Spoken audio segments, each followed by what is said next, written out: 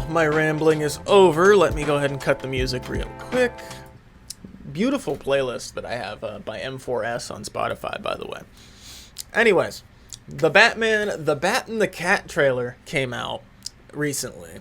A trailer for, I didn't even know Catwoman was in this movie. She might have shown up. I think Selena Kyle was shown in the last trailer when we reacted to it. But I didn't draw much attention to her, I don't think.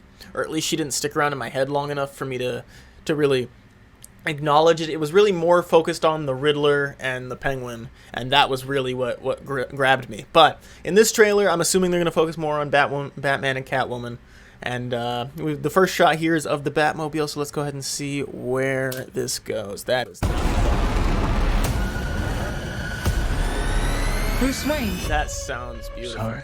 I wouldn't be bothering you here, but your people keep telling me you're unavailable. Okay. So is this Selena Kyle? You know, you really could be doing more for this city. Okay, this could be Family has interesting. Is she a history of reporter philanthropy, then? but as far as I can tell, you're not doing anything.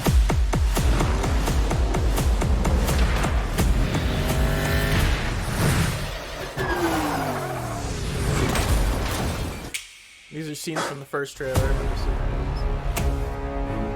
The Riddler is asking for you. The killer left this for the Batman.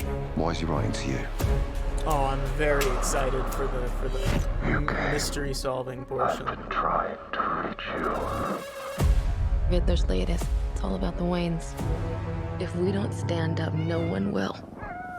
You got a lot of cats. I have a thing about strays. The Bat and the Cat. It's got a nice ring. A new friend of yours? You know I'm not what? so I sure. think they'll do well with this. I'm just here to unmask I'm just worried the with truth how about long this the movie is. cesspool if we they call can a fit city. both of these stories You're in part one. of this too. How am I part of this? Oh, you're really not as smart as I thought you were. Bruce Wayne. Ooh, interesting. All these years, you lied to me, Alfred. So this is really early on, Riddler's and cause, Riddler Bruce. already knows He's still away. who Bruce is. He's involved in this? No, he's not involved. How do you know? Assuming that Paul is to that. Why are you under there? What are you hiding? Selena, don't throw your life away. Don't worry, honey. I got 9 of them.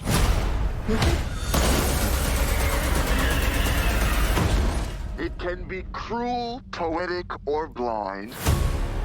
Oh, When that's it's so denied, cool. it's your violence you may find.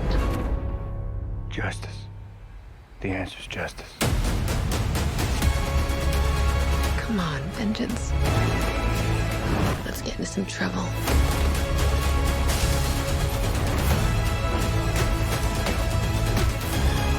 This feels so much more Batman than the last, like, 3 Batman movies I've seen. Oh, it's so fucking good. March 4th, 2022. Okay, hold on. Let me stop that from auto-playing. Okay.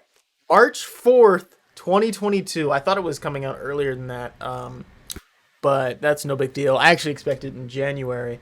But I can wait that long. I am more than excited for this movie. It actually feels weird to not have music. Hold on, let me throw that music on in the background. Thank you. That is a lot better. Okay.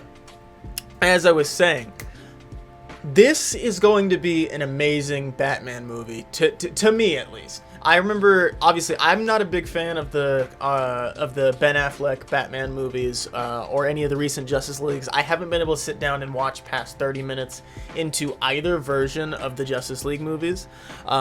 It just doesn't feel quite the way I like to see Batman, you know?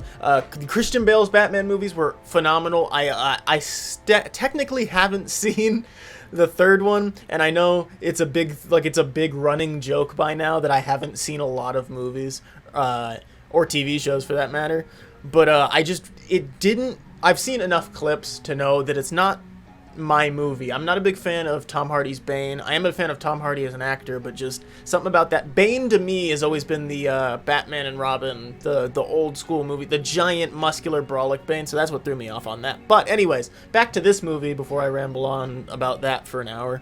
Catwoman is a very important character, obviously, to the Batman, like, you know, experience, but can they balance it with a Riddler story that still feels like it's following a mystery and not make it feel too dense is what I'm trying, because I don't know how long the movie's runtime is, but I know DC movies are notoriously shorter than that of Marvel movies.